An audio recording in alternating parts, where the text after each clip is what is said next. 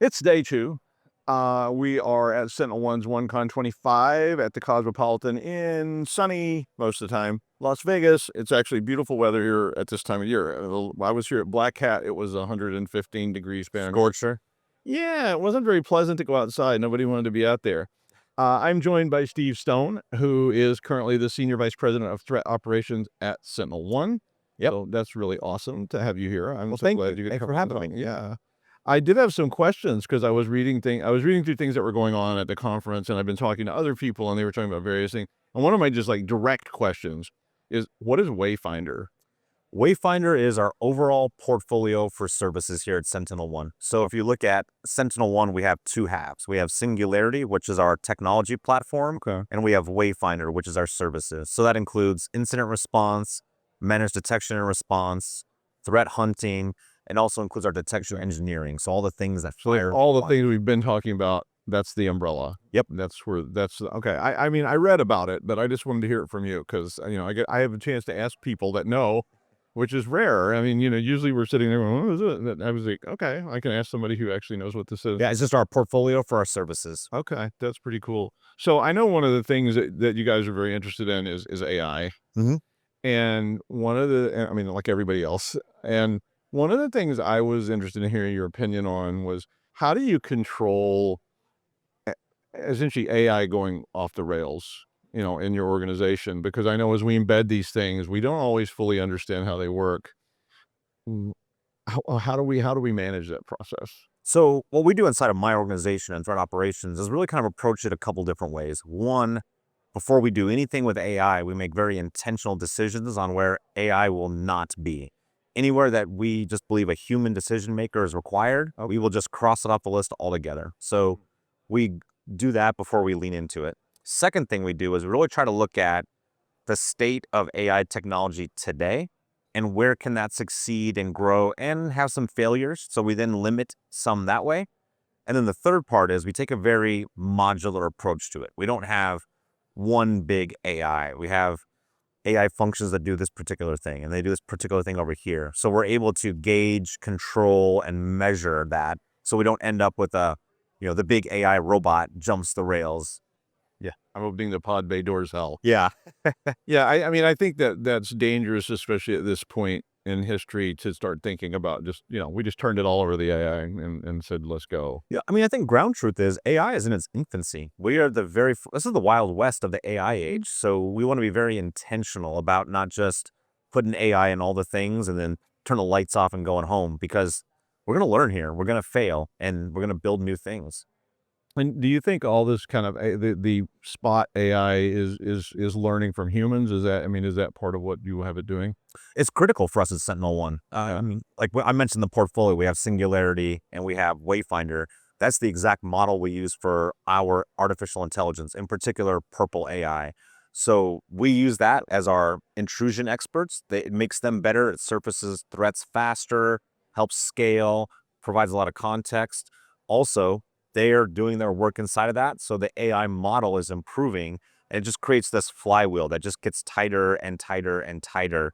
So when people ask us, why should I trust Purple AI over another organization's? And that's our first answer is we're using it with our experts. That is constant 24/7, 365 tuning when it comes to intrusions and alerts, which is where we're most concerned at right now. So another one you have is called Observo, right? That's another, and that one's more of a. Well, I'll let you tell me what Observo is. I know what I think, but I'll let you tell me. Yeah, so I can't give you all the fancy marketing and legal words for Observo, but the way that I think about it is it does two things for us, and we're excited about it inside of SentinelOne, along with adding it to our portfolio. Right. So within my organization, the two things that we are really looking forward to with Observo, one, it's just a much improved data pipeline. I don't know a single organization that is happy and satisfied with their existing data pipeline. It needs to evolve. There's new tech. Observo does that. In particular, one of the things it really will allow us to do is choose where we're sending which parts of data. So let's take our intrusion work that we do. There are some data elements that we want readily available right away and put in front of our experts. there's a bunch of data that we will consider context, and we can move that somewhere else. We don't need to pay high cloud costs, but it's there if we want it. Observo allows us to essentially channel that data. So that's the first part. Second thing Observo does for us is, with us inside of Wayfinder, we have thousands of clients. We are bringing in data from not even just SentinelOne, but other technologies. Data normalization is a massive challenge for us. Observo helps us solve that because we can essentially put a field right in front of our ingest point, and then we can write parsers to normalize the data as it comes in. And now we don't have to go all the way back to the originating source, change the data, and then run it all the way back through the pipe, or else do it in a SIM or an equivalent system. Yeah. Observo allows us to do that very quickly at the point of ingest. Definitely make that. If you didn't have to run it back through, it'd definitely be a lot faster. It makes a lot of speed, efforts. It saves us a lot of money. So that's a very low level kind of AI system that's running there, and then you stack these other things on top of that. So that's where you start your ingest process for all those. That's where we will with Observo. As we Okay. finalize that acquisition and move forward with that technology, we won't just sell it, we will use it inside of SentinelOne to help us solve some really challenging data problems. So one other thing then back about your AI that's working with your experts, how do you keep? I've always wondered how you keep that stuff on the rail, even working with humans, because as you feed humans into it, I always had a kind of personal problem with holding AIs to the standard of humans or trying to emulate humans. Like, I used to Turing test for like, why would you do that? Why not make a better thing? So how do you keep, how do you keep guardrails around all that so you don't get hallucinations and all kinds of weird stuff? We do it a couple of ways. One is we are actually using AI to provide context back to the humans versus get into this replacement. That's not really how we're handling it. So an example of something that we're super interested in and we're working to evolve internal to SentinelOne is, I want AI when a junior analyst goes through and does their analysis of alert type X. As they finish that work, we also have a senior analyst who has analyzed that exact same alert somewhere else. Okay. I want AI to provide to the junior analyst what the senior analyst did and what is different or similar. Not that one's right or one's wrong. Let's just show how someone else did the exact same work. So we're actually using it for context and comparison versus replacement.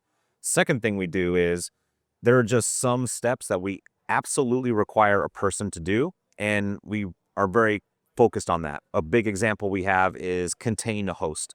We will routinely, inside of our MDR organization, as certain alerts come through, we will go and contain that host. We'll isolate and quarantine it to stop an intrusion effort. Okay. We're not going to let AI do that. We will use AI to surface where those decisions are, but that's a human decision. We were not going to pass that off to the robots. Okay. I mean, I don't know, I might.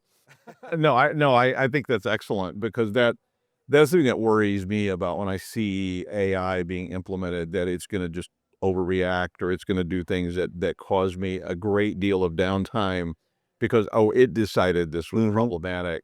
So I like that idea. And I mean, and that is how you train junior analysts, right? I mean, Exactly. I mean, Same you methodology. just didn't have the AI part in there all along. It was like the senior analyst, you hope they don't call you every 5 minutes. I mean, I'm always telling my students, don't be that person, don't be the one that's like, "Oh, okay, and now I got this. What do you think?" I want them to be like, I thought this through, but, I don't know about that. And then they come in. So if you could learn through the AI and the senior analyst, that creates a much better junior analyst. So what does that make your threat team look like in, like 5 years? I love that question. What I think that's going to make our threat team look like is a couple of major differences from where we are today. One, we expect that we're going to have to train and advance our analysts much earlier in their careers at a much more rapid pace. We can say today we're moving through like level 1, level 2, level 3, whatever the steps are. AI is going to speed that up because the manual work that slows people down is going to down select. And now people are working the real job, the really tough parts, and they're going to get better and better at that much quicker because they're not over here grokking through all the manual work we don't need them at. So I think that's part one. We need to prepare to train and equip our analysts and our researchers and our responders to advance through the career much sooner. I think that's a really positive thing. We're excited about that. I think another thing is it will allow us to scale in ways that are probably not really thought about today. And I'll give an example. Like, we're talking about AI to make decisions. One of the AI use cases we're most interested in right now is it's great at translating written language. that's incredible. We have 155 countries where SentinelOne is deployed. That's a lot of written languages. I'm not really interested in going out and hiring a bunch of linguists or people in all these other countries to translate an alert. That's a good AI use case. So it's going to help us really focus on the core work of threat actions. And then I think the third thing that's really going to change is we're not going to have an AI that does a thing. And I may be wrong, we're guessing down the road. Well, yeah, What I think we'll see is we'll see a lot more rapid iteration and evolution in these distinct models. We'll be able to pick a thing up, rapidly improve it, and then put it down, and pick another thing up, improve it, and put it down. And I think that's actually going to be challenging for a lot of organizations. A lot of organizations struggle with change. And I think AI is going to really stress test that. I work at a university. Like, you should see what change is like there. It's like we form 19 committees and a committee to supervise the committees. And then, in 7 to 12 years, we'll make a decision that will be, we don't know.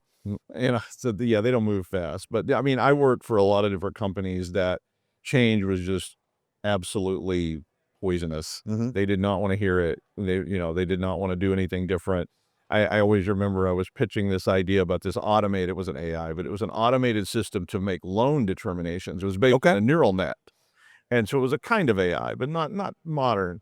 And one of the loan officers said, that will never replace me. I can always tell you if the person's good for it by looking them in the eye. And I said, okay, look me in the eye. Am I good for it? And he was like, yeah. I was like, well, maybe, but I was like, this guy's loan record was not good. We had done the data.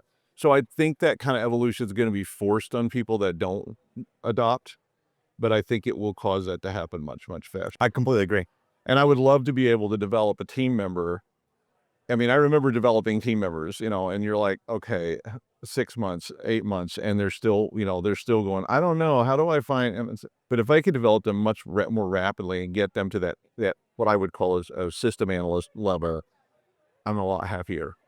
And I don't have to spend as much time training them, because if I can literally put them with a system that's flagging important things and they can watch that and they learned it from me, that's a very speedy process compared to them coming in my office every 15 minutes and going, here's another sheet. Can you? Absolutely. And that's the kind of change we're really excited about. And I'll give you probably a really strange example. I'm in a curling league. Actually, one of my curling teammates is here at OneCon. So we were just talking this the other day. We can go in a match and curl. I might throw 10 stones. I'm not getting much better doing that over a course of 90 minutes. I can go and practice in 90 minutes. I can throw 100 stones. That's an entire season's worth of curling effort in an hour and a half. We really think that's actually going to be a pretty analogous model for how our people are going to advance. They're just going to get more reps in on the things that matter versus coming to your office every 15 minutes because there's these manual stops. I mean, that's an opposite process. It slows the whole process down. I mean, it's a very tedious, and I mean, we had the same thing with programmers. We had junior programmers, and it's like every 15 minutes, like, is this function okay? And we can do the same kind of thing with AI as well, which is like we have an analyst AI that can tell you your code sucks here, fix this part. Or may I make a suggestion, and then I can let them focus on, can you review this code and tell me that it's what it's supposed to do? Because that's what I really need you to be doing, not just trying to write dinky lines of code. I want you to analyze. So I think, and it's the same problem I've seen in IDS over and over again, is just having to deal with that forever and ever and ever. Makes sense. I like it. I mean, I think that's going to be a team in 5 years. You'll see. I really do. I look forward to that. One other question I had for you was about agentic AI. Okay. So we've been talking about these kind of like Gen AI sort of apps, but you're seeing more and more of this just rollout of bot. I got a sales bot. I got a customer service bot. I got everything. How do we manage that in this threat process? Because I see those things as being potential threats to just about everything. Absolutely. I think any new technology you add into an organization creates risk surface area, which means now you've got threat to be concerned about. There is no way that's not true for agentic AI in particular. So I think there's really 3 things we recommend organizations think about, and this is the way that we think about it at SentinelOne. First, how are you going to understand if your agentic AI is functioning the way it's supposed to? Which means you need to understand baselines, you need to understand deltas. That's a real task. It should just never run, and now it's in the background, you don't pay attention. So that's challenge number 1. Challenge number 2 is, how do you secure the model itself? That's an entirely different technology problem, but one that is critically important. And then the third part, and I think honestly the one that we are most concerned about, is agentic AI in particular, but all AI, is data greedy. It has to consume vast quantities of data. I think data is actually the largest challenge we have in all of cybersecurity. I agree. If I go to CISO and I say, how many endpoints do you have? CISO knows that. I say, how many cloud instances do you have? She or he will tell me. If I say, how much data are you securing? The room gets quiet really quick. And we've now just taken that problem and doubled it, because what's not happening is people aren't putting AI on top of their production data. They're creating whole dupe sets. So now we have this really significant challenge. And now AI itself has not made it worse, but we've really doubled that data problem. So we really think organizations have to think about data security. It's absolutely critical. It was yesterday, and it will be even more so tomorrow. Okay. I agree with you. I think that data, I forget. I mean, I've been saying that for years. I mean, even long before AI, data was the beginning and probably the end of all your problems, because if you don't know what you have, you don't know where you have it, and you don't know who can touch it, it's just a nightmare. And it was one of the hardest things to get your hands around. And it still is. I mean, and it's gotten worse because It's only getting harder. it's just expanding all the time. All right. Thank you, Steve Stone. I'm Doug White from Security Weekly News. I hope you'll hang around for more content from OneCon 25. This interview is sponsored by SentinelOne, so please visit securityweekly.com/OneCon if you'd like to learn more, and we'll see you next time.